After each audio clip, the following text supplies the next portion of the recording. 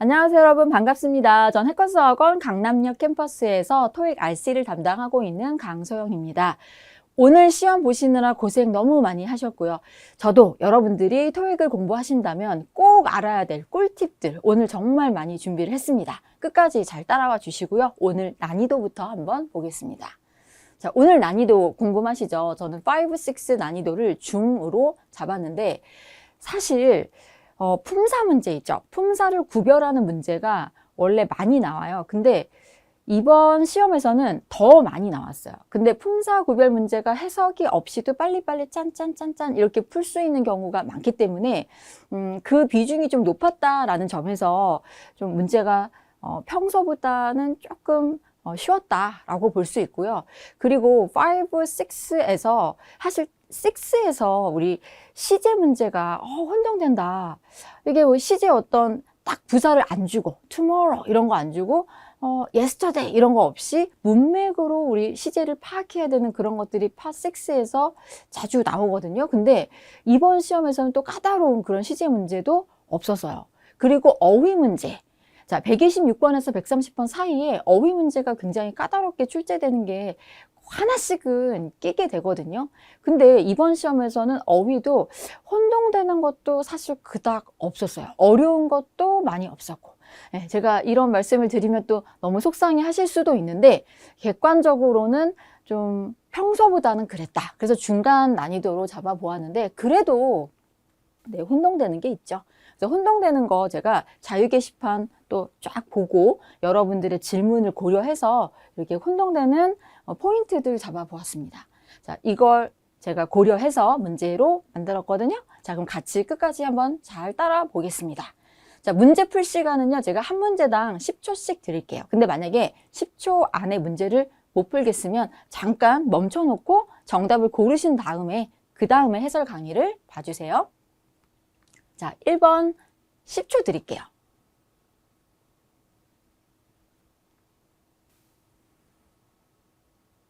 여러분, 이런 문제가 품사 구별 문제예요. 자, 그러면 제가 아까 뭐라고 했죠? 빈칸의 품사 동명형부 중에 뭐냐? A, B, C, D 봤을 때 동명형부 어떤 거냐? 짠 이렇게 골라내시면 되는데 자, 이 문제에서는요. 자, 계속되는 혁신 주어예요. 자, help 뒤에는 되게 특이하지만 동사를 한 번 더 쓸 수 있어요. 이 포인트도 꼭 기억해 두세요. help 동사 원형 가능하다. 자, 근데 포인트는 제가 빨간색으로 미리 이렇게 색깔을 입혔는데 keep the company 뭐 사실 keep 목적어 형용사 하면 여러분들이 오형식이라고 사실 많이 배우는 개념이거든요. 자, 그러면 어떤 의미냐면요. keep 목적어 형용사 하면 목적어를 형용사한 상태로 유지한다. 자, 그러면 회사를 어떤 상태로 유지합니까? 세계적인 시장에서 경쟁력 있는 상태로 유지한다 이거예요. 정답은 B가 맞아요.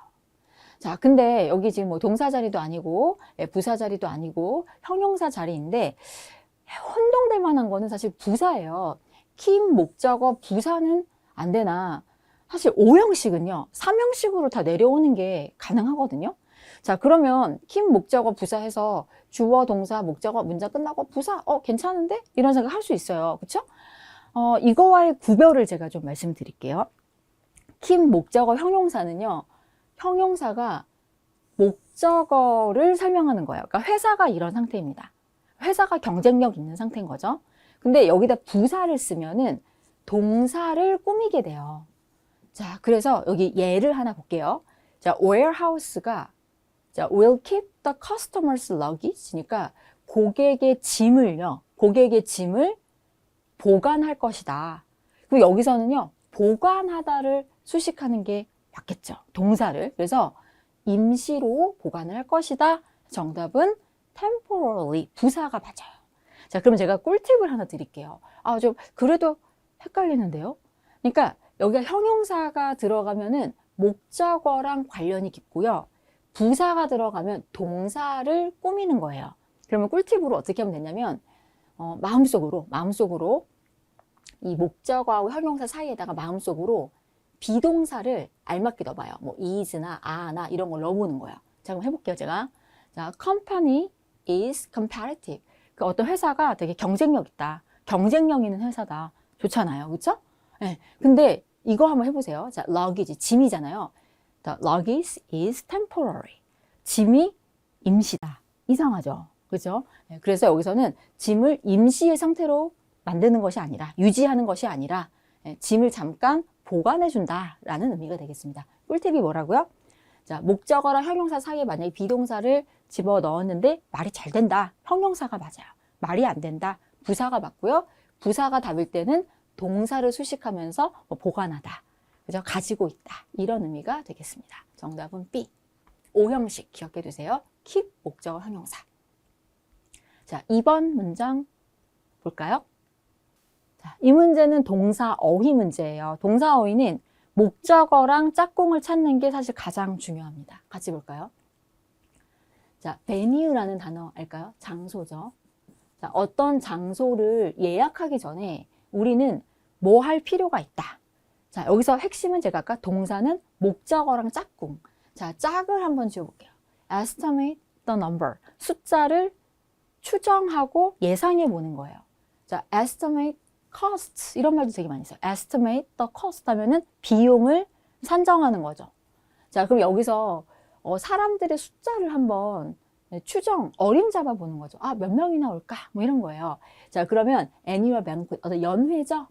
자, 해마다 열리는 연회에 참석하는 사람의 숫자 해서 여기서 지금 attending the annual banquet은요, 여기 지금 이렇게 수식하는 분사입니다. 분사. 자, 정답은 estimate the number 해서 숫자를 추정하다. 정답은 C가 맞아요. 자, 숫자를 보장하다, 숫자를 준비하다, 네, 어떤 뭐 숫자를 일정 잡다 이런 건 다 어색하죠? 네, 정답은 C가 맞습니다. 근데 묶어갖고 같이 기억하시는 게 포인트예요. 어휘가 여러분들이 이 동사 뜻을 몰라서 못 푸는 경우도 물론 있지만 짝꿍을 잘 몰라서 틀리는 경우가 훨씬 더 많기 때문에 짝을 지어서 자꾸 정리하는 습관을 가지셔야 됩니다. 자, 3번 문제 풀어볼게요. 자, 아까 1번처럼 품사 문제가 또 등장을 했죠. 아, 꼬리만 다른 품사 문제구나. 자, 회사가요, 열었어요. 자, 뭘 열었냐면, 스페셜 디너, 그러니까 특별 저녁 식사를 주최를 한 겁니다. 자, 근데, for employee, 뭐. 자, 이거 정답부터 발표를 하면, appreciation인데요. 복합명사 문제예요. 명사 묶어서 하나처럼 쓰는 거예요. 자, 그러면 employee appreciation이라는 거는 어떤 직원 감사라는 건 직원의 어떤 공로, 뭐 열심히 일한 거에 대한 어떤 감사를 표하기 위해서 특별 저녁 식사를 대접을 했던 겁니다. 그렇죠? 장소는 그 지역의 호텔에서 지난 금요일에 한 거네요. 그렇죠? 자, 여기 쫙 지워서 자꾸 짧게 만들어 주시고요. 정답은 appreciation인데, 그러면 여러분들이, 아, 그러면 이거 복합명사, employee appreciation, 이런 거 막 다 외워야 돼요? 외울 거 너무 많아요. 힘들어요. 이제 이러거든요. 자, 그래서 제가 문법적으로 좀 설명을 하나 드리면, 잘 들어보세요, 여러분. 직원은 사람이잖아요. 사람은 대체로 셀 수가 있어요. 그쵸? 1명, 2명, 3명, 4명 이렇게 셀 수가 있어요. 그런 걸 우리가 가산명사라고 합니다. 자, 이 가산명사 단수 하나일 때는요, 가산 단수명사 앞에는 한정사라는 걸 쓰셔야 돼요. 한정사. 그게 뭐냐? 더, 소유격 같은 이런 걸 우리가 한정사라고 불러요. 그러니까 한정사 플러스 가산 단수명사. 복수명사 앞에는 한정사를 안 써도 돼요.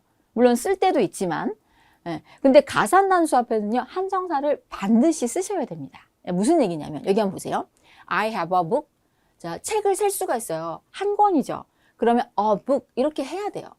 자, 나 그 책 있는데? 그러면 the book 좋습니다. 그쵸? 가산 단수 앞에 the를 써도 된다. 뭐 I have his book. 그 사람의 책이 있다. 이것도 좋아요. 자, 근데 복수일 때는 물론 I have the books 이렇게 해도 되지만 한정사가 없으면 뭐 괜찮아요. 책이 여러 권 그냥 있는데 앞에 한정사가 없을 수 있습니다. 근데요, 이렇게 가산 단수 앞에 아무것도 없는 건 이건 안 돼요.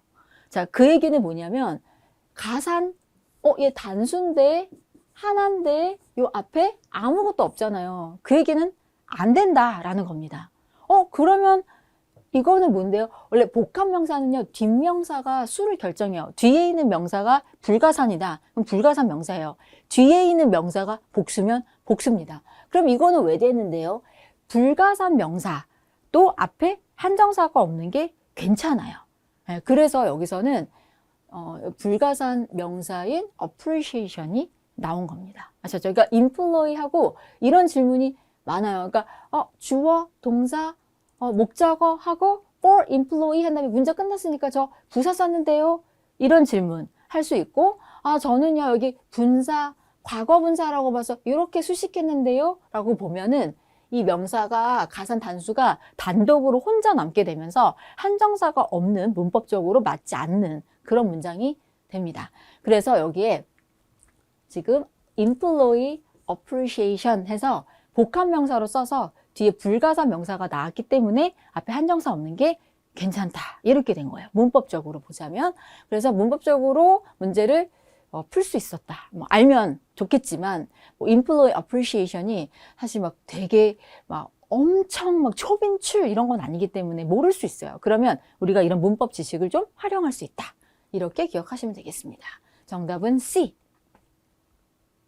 자, 4번 문제 풀어볼게요. 이 문제는 형용사 어휘 문제예요. 자, 그러면 이 설명이랑 잘 어울리는 알맞은 형용사를 고르셔야 되는데 여기서 written explanation 좋은데? 맞아요. 이게 뭔가 쓰여진 설명이란 말이 있을 수 있습니다. 근데 여기 지금 앞에 very가 있잖아요. very. 그러면 되게 쓰여진? 이건 좀 어색해요. 그렇죠? 그래서 여기서는 굉장히 상세한 설명, 새로운 어떤 절차에 대한 굉장히 상세한 이 설명이 어디에 있어요? 회사 웹사이트에 available 하다는 거는 이용 가능하다, 있다라는 얘기입니다. 정답은 explanation하고 written하고도 어울릴 수 있지만요. 여기서는 되게 자세한 설명, 되게 쓰여진 이런 거는 좀 어색하다라는 겁니다. 정답은 A가 좋고요. 그리고 이제 detailed 이거는 사실 분사 문제로도 나올 수 있어요. ing가 아니라 ed로 해서 명사를 주로 수식을 해요. 상세한 설명, 상세한 분석. 그러니까 스케줄 입장에서는 굉장히 상세하게 되는 거죠. 예를 들어 막 5분 단위로 막 썼다. 그러면은 자세하게 된 일정이거든요. 일정 입장에서는. 그래서 detailed 명사, 이거 분사 문제로도 자주 출제가 되니까 꼭 기억해 두시고, eligible 하다는 건 자격이 되는, be eligible for 이렇게 많이 써요. 뭐뭐에 자격이 되는, convenient, 편리한. 여기서 혼동될 만한 건 이렇게죠. 또 하나 여러분들이 기억하셔야 될 게, 뭐 written permission 하면은 좀 서면 허가, 뭔가 써 있는 그런 이제 허락이 되겠죠? 이것도 꼭 기억해 두세요. 정답은 A. 안녕하세요, 여러분. 오늘 7월 12일 토익 시험 어떠셨나요? 날씨는 지난주부터 계속 비가 하루 종일 오다가 어제 오늘 들어서 또 비가 딱 멈춰서 시험 보러 가기에는 그리 나쁜 날씨는 아니었던 것 같아요. 그렇죠? 그리고 좀 무덥긴 했어요. 자, 일단 LC를 여러분이 좀 힘들게 풀었을 것 같고, 그리고 RC를 들어와서 파트 5, 6는 무난하다가 7에서도 뒤에 가서 시간이 굉장히 또 빠듯하지 않았을까라는 생각 들었습니다.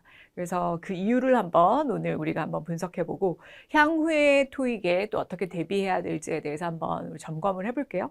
자, 일단 오늘 파트 7 중상 뭐 크게 여기서 벗어나지 않죠. 파트 7 중상이나 상 이렇게 왔다 갔다 하는 것 같아요. 근데 오늘은 네, 이 느낌이었고요. 자, 단일과 연계를 비교해서 봤을 때 오늘은 이쪽에 더 무게감이 있었다. 연계 문제 자체는 난이도가 중요했지만 연계 지문으로 등장한 소재, 그리고 특히 이메일 연계가 너무 많이 나왔어요. 그 연계 지문 13지문 중에 6개가 이메일로 가득 차 있었습니다. 또 그러느라고 기사 리뷰 이런 거 하나도 안 나왔고요, 이번 달. 자, 그래서 이메일이 압도적으로 많이 나오면서 그 이메일 연계에서는 from, to에 해당되는 이 인물들의 관계도가 기본적으로 복잡하잖아요. 두 개를 연결해야 되니까. 근데 그 관계도가 매우 복잡한 관계도를 지니고 있는 셋이 나왔다라고 볼 수 있어요. 그래서 이 부분에서 여러분 굉장히 좀 당황하셨고, 그 다음에 연계 지문의 그 소재와 주제, 그리고 거기 나왔던 문장, 이런 것들이 상당히 상위 수준을 유지하고 있었습니다. 뭐 우리 AI 관련된 거, 뭐 이런 거. 그리고 vet technician은 아는데 이게 vet이 뭐 수의사라는 뜻인데 여러분 알고 계셨나요? 그와 같이 좀 다양한 업종들을 마구마구 이렇게 터치하는 지문들이 굉장히 많이 나왔다. 그래서 연계 지문은 자체 난이도는 높았고 그것을 이용해서 푸는 연계 문제, 이게 중요하잖아요. 지문을 연결해서 푸는 연계 문제 자체는 중?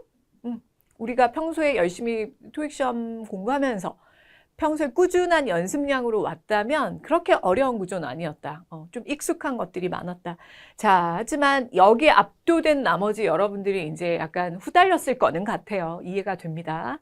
자, RC 앞부분이 무난무난했음에도 불구하고 RC의 파트 5, 6가 무난무난했음에도 불구하고 7에서 이런 요소들 때문에 굉장히 압도당했을 것 같다. 자, 그리고 또 단일 지문에서 혹은 연계 지문에서 나오는 일부 주제 목적 문제들이 상당히 제가 봤을 때는 수준 높은 문제들이 있었어요. 그 패러프레이징의 전형적인 함정들을 파놓은 구조들이 좀 있었는데 여러분이 인지하셨는지는 모르겠어요. 이따 한번 살펴보도록 하겠습니다. 자, 그러면 일단 단일 지문의 구성부터 볼게요. 이메일 많이 나왔다고 했죠? 레터 하나도 안 나왔고 이메일만 5개, 단일 지문에. 그리고 회사 내부 공지, 그리고 메시지 대화문, 그리고 웹페이지 인포메이션 하나씩 나왔고요. 자, 연계 지문에서도 보세요. 이메일이 오늘 약방의 감초처럼 정말 이렇게 활약을 했어요. 6개. 그래서 단일 지문까지 합하면 11개. 이메일이 뭐가 그렇게 어려울까? 우리가 늘 제일 많이 풀어보는 게 여러분 이메일일 거예요. 진짜 문제 풀 때 제일 많이 풀어본 거. 제일 많이 등장하는 게 이메일인데 가장 기본적이면서도 가장 또 여러분이 놓치면 안 되는 기본기가 거기 들어가 있습니다. 이메일 편지에서 읽어내야 할 것들이 있어요. 지문의 내용으로 들어가기 전에 기본적으로 읽어내야 될 것들이 있어요. 게임의 어떤 기본적인 룰 같은 건데 그거 이따가 한번 설명해 드릴게요. 자, 그게 특히 연계 지문으로 들어가면서 이 관계도가 매우 복잡했었다. 자, 가보죠. 자, 동의어. 오늘 동의어는 3문제 나왔죠. 자, 그 중에 첫 번째, get. The service gets much better. 그 서비스는 더 좋아졌다예요, 한마디로. 어떠하게 되었다, 뭐뭐해졌다, 이런 의미죠. 그래서 이 상태가 되었다라는 의미인데 여러분 여기서 당연히 의미적으로 비슷한 건 become이 되겠습니다. 그렇죠? 자, receive 아니냐고 하시는 분들 get 하면 받다 라는 의미로 정말 많이 쓰이지만 B와 같은 의미가 되려면 삼형식 구조로 갔어야 돼요. 그래서 제가 한번 보여드릴게요. The service gets positive feedback every month. 그 서비스는 긍정적인 피드백을 매달 받는다. 자, 이때는 receive하고 같을 수 있습니다. 근데 이때는 삼형식 구조로 가야 돼요. get 뒤에 명사 계열이 나오면 삼형식으로 가면서 그 명사를 받는다라는 의미로 비로소 갈 수 있고요.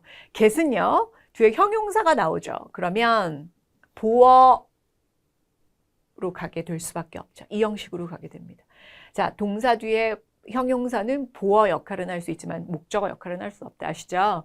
그래서 get이 이 형식에서도 쓰이고 삼형식에서도 쓰이는데 get의 기준에서는 뒤에 명사 계열이 온다라고 하면 무조건 목적어로 인지하셔야 되고 형용사가 왔을 때 이 형식으로 볼 수 있다. 그리고 그때는 get, become뿐 아니라 이런 어휘와도 비슷합니다. 여러분, 어떠한 상태가 되다, 어떠해지다라는 의미를 갖게 되죠. 그래서 뒤에 보어들이 형용사로 올 수 있어요. 매우 자연스럽습니다. 어떠한 상태가 되다. 자, 그래서 우리가 좀 더 토익스러운 예문을 좀 보자면 그 go bad. 자, go bad는 거의 뭐 하나의 표현으로서 많이 쓰일 정도로 상하다. 예를 들면 우유를 냉장고에 넣어라. 안 그러면 그거는 상한다. go bad. 또 좀 더 토익스러운 의미를 보자면 go wrong. 잘못되다. go bankrupt. 다 같이 네, 파산하다, 부도나다.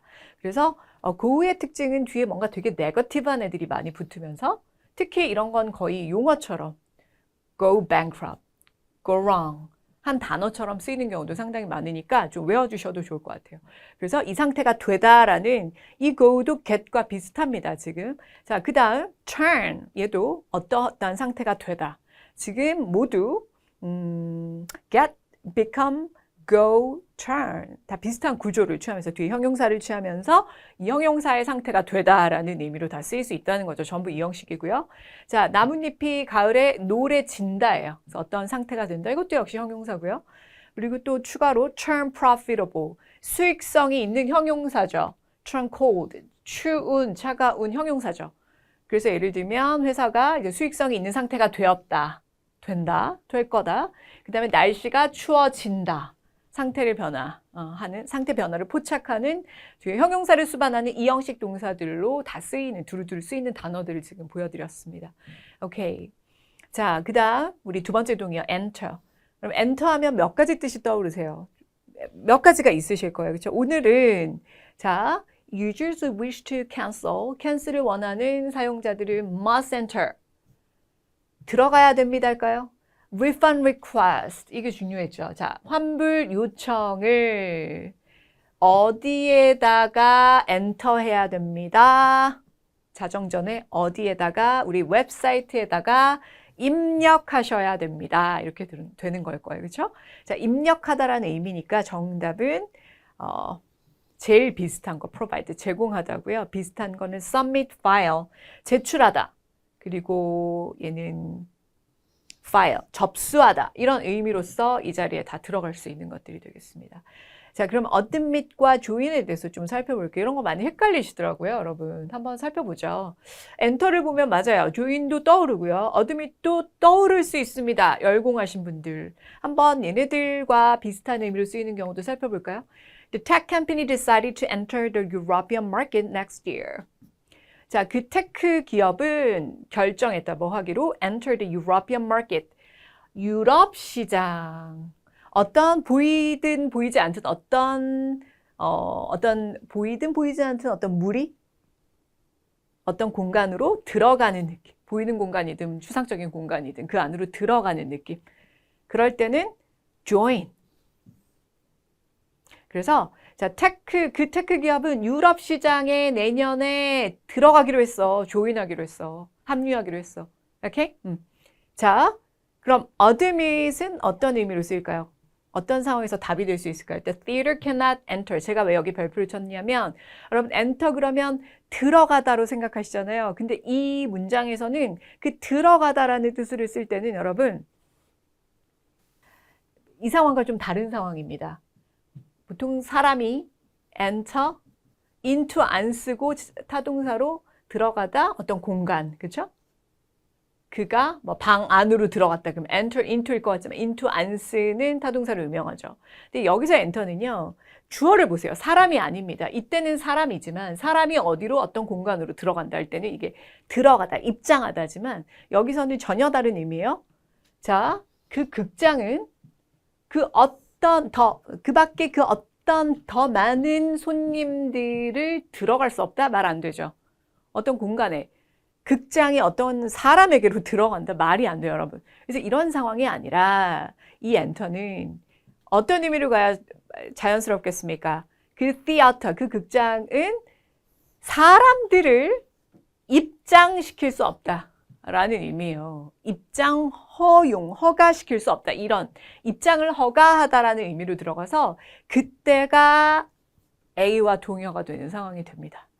여러분 되셨어요? admit. 그리고 우리가 입장 허락 또는 학교에 내가 원하는 학교에 입학이 되는 즉 입학 허가를 말할 때도 admission을 쓰기도 하죠. 그래서 이제 이 단어가 여기서 나오는 거죠. 그래서 여러분 이때 엔터가 이 엔터와는 또 다르면서 지금 문장 구조를 봤을 때 사람이 공간으로 들어가는 엔터가 아니라 바로 극장이 사람들을 enter 할 수 없다라는 건 그들을 수용할 수 없다. 입장 허락을 할 수 없다. 입장 허락하다라는 의미로 쓰였다는 거. 그때가 admit과 같을 수 있다는 거. 물론 admit의 입장에서도 메인 미닝은 입장 허락이 아닙니다. 메인 미닝은 당연히 시인하다, 인정하다, 잘못을 시인하다, 인정하다 이런 의미가 메인 미닝이긴 해요. 그렇죠? 여러분 아시죠? 하지만 뭐 토익에서 단어들 하나 갖고는 우리가 버틸 수가 없어요. 적어도 2개 이상. 자, 그다음 세 번째 이슈. 여기서 명사 이슈. 이 이슈가 중요해요. 정말 다이어인데 우리 부서가 이슈를 갖고 있었다. 그럼 여기까지만 있었다면 사실 A도 B도 다 답이 될 수 있죠. 왜? 여기까지만 끊어져 있다면 우리 부서는 토픽을 하나 갖고 있었어. 이슈, 즉 핫 이슈처럼 토픽 하나 갖고 주제 하나 갖고 있었어. 논의해야 될 주제 하나 갖고 있었어. 이렇게 가도 되는 거고 우리 부서는 근심거리, 걱정거리를 하나 갖고 있어서 concern은 여기서 의도가 부정적인. 자, 얘가 부정적이지 않으면 안 되는 거죠. 지금 문맥상. 왜냐하면 실제로는 이 부분이 같이 달려 있었다라고 한다면 여러분 이 이슈가 여기까지는 중립이었다라고 해도 그렇죠?